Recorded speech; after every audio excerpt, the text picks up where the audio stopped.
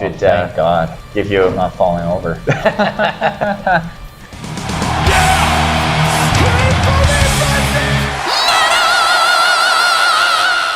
Hey everyone, welcome to the channel. My name is Belgian Jasper. If this is your first time on the channel, hit subscribe right now. A couple of good things are happening in Toronto. Number one, the new Age of Athena album is going to be out really soon.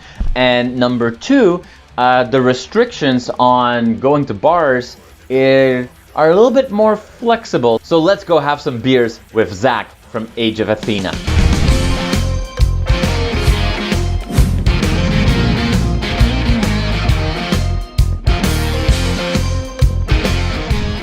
I suggest that we're kicking it off first with a quick taster, though I have a beer in hand when we get started. Of course. So we'll start with this beer, easy drinking lager.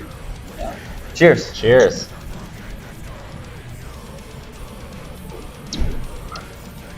It's beer. It's good. It tastes like beer. It's nice and light. I like probably lighter beers. It's good.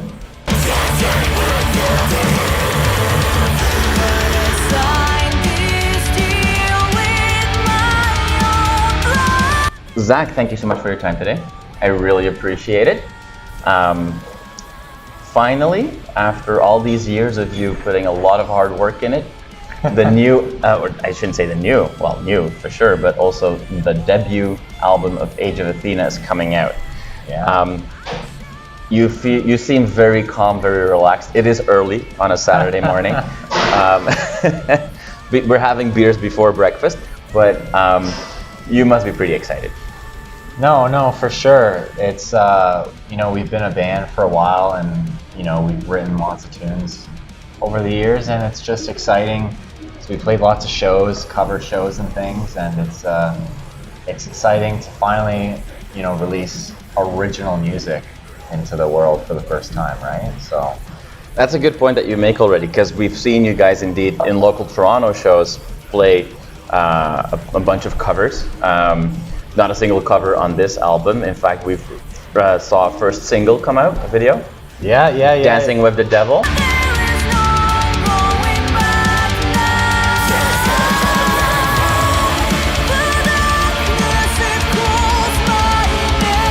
Yeah, Dance with the Devil for sure. It's really cool. It's it's my favorite song. I love it. It's heavy. It's melodic, and yeah, it was my easy choice for picking the first single to put out there. So Dance with the Devil, man. And Dance with the Devil is also it's a pretty good representation of the band, as in that it's there's a lot of stuff going on in that one song, and we're going right now as a scene. We see a rise or a new wave of symphonic bands, but also of technical and progressive death metal bands. More females on the stage, which we see as well today. There's a clear wave of that. So you guys just decided we want all of that, and we're gonna add some metalcore riffs to it as well. Age of Athena brings a very varied sound. Where do all these influences come from? Yeah, so like you said, I just wanted, when we wrote this, just throw kind of everything into it. Like you said, we have the female vocalist. There's a lot of, having a female singer. The female bands are on the rise right now. It's really cool. I also do a little screaming as well. So we have like more metalcore, chuggy riff stuff, and then, there's like a long solo section of guitar and keyboard solos. We just shred for like a minute.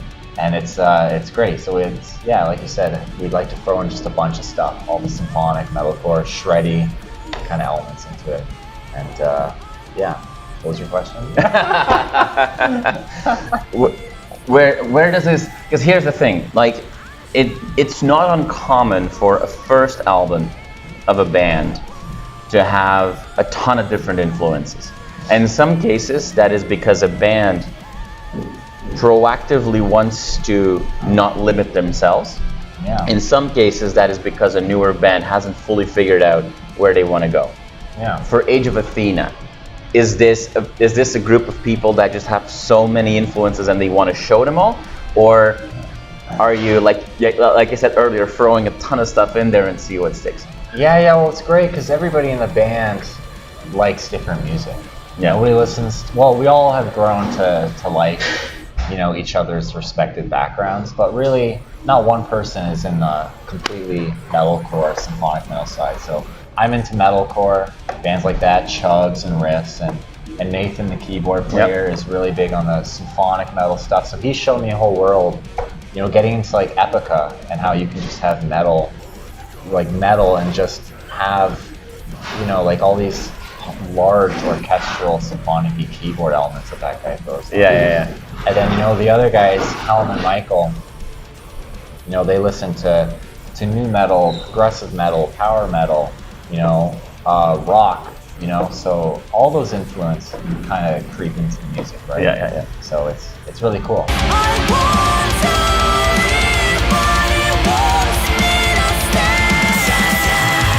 So I think we have a California lager with Slingshot.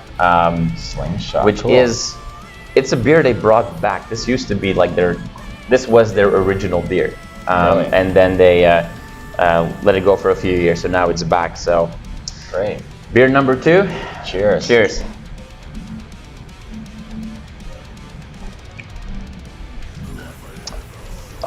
Yeah, it's different. Yeah. It's not beer. It's not beer. More of that malty flavor coming through for sure. Now, Zach, you told me that you're not the heaviest drinker, but what kind of style of beer would be your go-to? Oh my gosh, I don't know. I just pop a Corona, pop a lime in it. You know, a Heineken. Just whenever you gotta do what you gotta do to get to the party and have a good time. So Yeah. the light stuff, you know. The light stuff. All right. Well, we'll see how you like the Uter and the square waves later. Yeah, I'm a little scared about the dark one.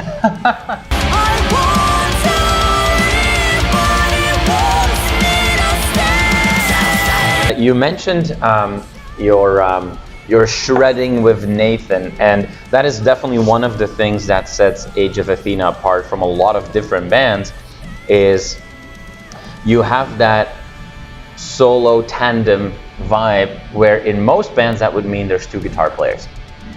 With you guys, you've got Nathan that is a beast on the keyboards. There's no other way of describing him. Absolutely. How is that for you, working with a guy like Nathan who does things on a keyboard that other keyboard players can only dream about, and where you don't have to put the keyboard player even like not just on the back of the stage but behind the stage, but right in the middle? Yeah, no, Nathan is a genius. He's the most talented musician I've worked with creatively, right? And he's a beast on the keyboards. You said hiding on the back of the stage. No, man, we put him up in the front. You know, he has a keytar. He comes right out in the center and just like does his thing. Yeah. And he's great. And you know, like you said, a lot of bands do the dual guitar shredding solo thing. That's cool and all, and yeah, I shred guitar. That's cool. Every band has a guitar shredder. But in Age of Athena, our secret weapon is Nathan and keyboard shredding and all the stuff he does in the band. Symphonic orchestral writing. You know, he's a genius. I love that guy. So, but it's also what I think is really cool is that even with that said, not every song is like a keyboard heavy song. So it is. I don't know if that's because all other band members have to jump on him and hold him back, or if he's like smart enough to say, hey, we don't have to go 100% all the time. Like, I'll take my step back. What's that dynamic like? Well, it's songwriting. You know, there's no egos in songwriting. Not every song has a guitar solo. Right. Half of them don't have a guitar solo, half don't have a keyboard solo. It's all about what fits for the song. So sometimes when we're playing really heavy stuff, like Dance to the Devil, if we're playing the guitar riff, you know, it's a riff. He can't do much to it, so he just kind of accents the notes of the riffs, very subtle, and that's all you need. You don't want to overdo it. It's about push and pull on all the instruments. You need room to breathe to let the guitar shine, the keyboard shine, the drums, vocals. It's all about push and pull in the songwriting. No egos. It's just about what's best for the music, right? Yeah.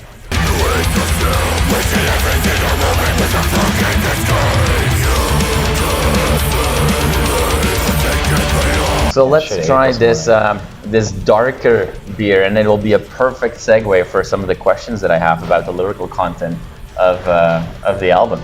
Perfect. So this is a beer called Uter, which is a dark chocolate porter. I had this yesterday when it's brand new.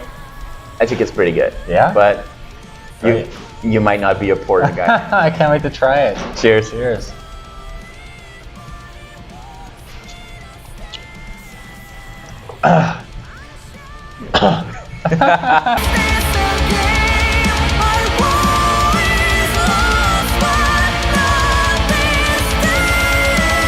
Dude, I'm telling you, man, it's I don't drink much. It's tough. It's good. It's good. It's good. Well, next time we do this, we'll do it after we've had breakfast and lunch, and we'll see how it goes. it's good. Good. It's definitely dark. You know, it's good. So darkness. This is a dark album. This is a heavy album, not from the music, but from what you guys talk about.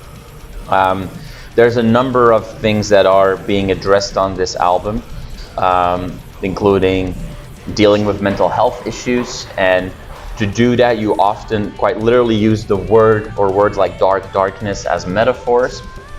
I know that some of these songs are not very, very new. You've been working on some of these songs for quite some time, so it would be too easy to say, oh, well, everybody went through a pandemic, everybody had to, face demons that they never faced before. Yeah. Age of Athena doesn't need a pandemic to write these dark songs. So No, we just pull from our own lives. so who hurt you, and are you okay? No, but Yeah, well, my mom and my dad, you know.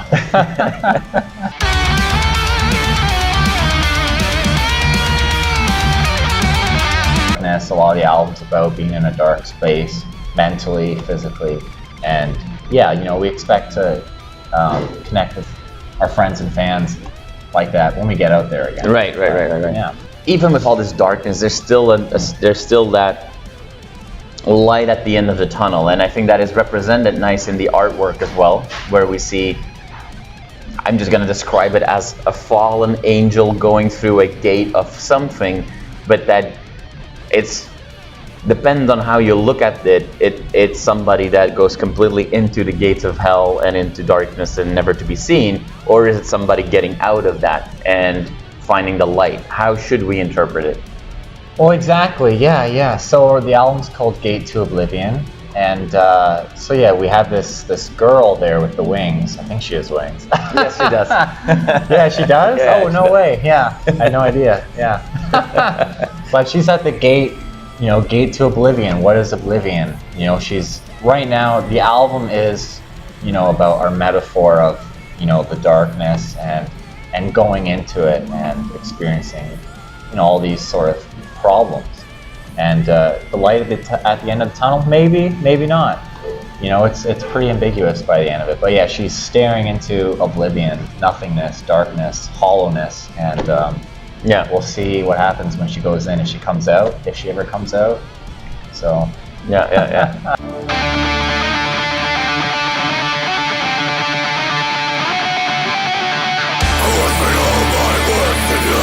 All right. Well, I think it's clear to see that the first beer was a little bit more popular than the Uter. if the camera can get this, you just see each beer just gets less and less drank from. The last beer that we're going to try is called Square Waves, and this is an American style pale ale. Fantastic.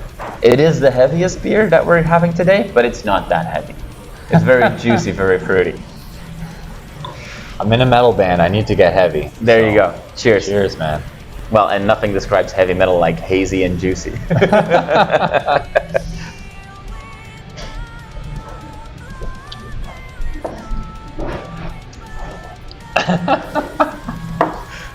You know what? I like it. It smells fruity. It's a little tasty. It may be the heaviest, but yeah, I think I'm definitely more into the lighter beers for sure. Right. Yeah, we'll keep good. that in mind for the next interview. It's good though.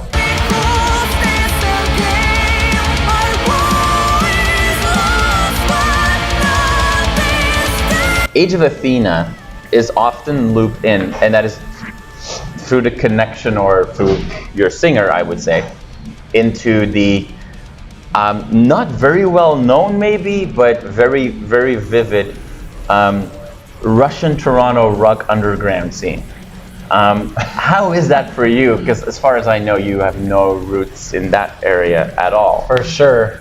Yeah, no, it's been great. You know, we've been pretty lucky because our singer Helen, right? She's Russian. Yeah. And when she first joined the band, she's like, "Hey, you know, let's play these shows and play some Russian cover songs and stuff." And we're like, "Sure, let's do it." And you know, they're all very nice. There's a lot of them. You know, the turnouts are big and crazy. And honestly, some of our more fun shows are just playing music I don't understand the words to, and it's great. So they're all really nice, and you know, we've made a lot of friends with other bands as well that we frequently play shows with. We're always playing bands with. Yeah.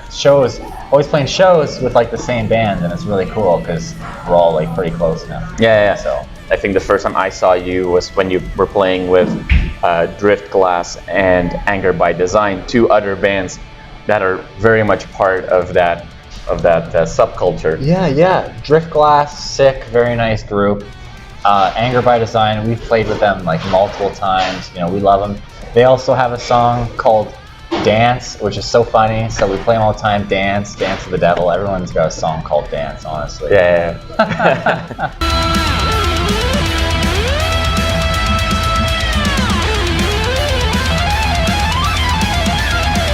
Let's talk about what's next. Obviously, the album's coming out in December.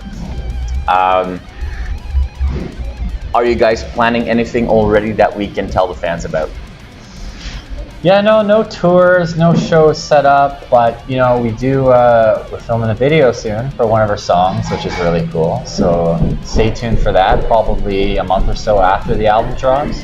Awesome. And yeah, I don't know. We're looking to do some shows as well, but we'll see what happens in the new year, right? Anything could happen. Yeah. The world's opening up. Everyone's getting out there, playing shows, going on tours, and it's great. So we're excited to see what happens. Awesome. Well, Zach, I want to thank you so much for your time today. I really hope you had a good time and discovered some interesting new beers to the palate.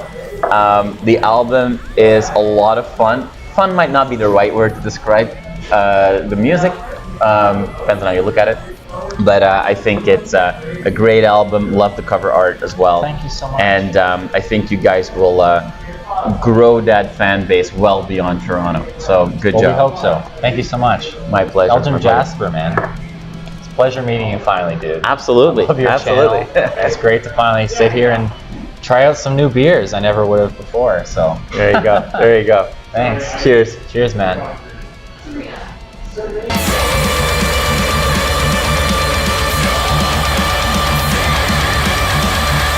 You are awesome for watching this video. Click right here to see more content like it and subscribe to the channel.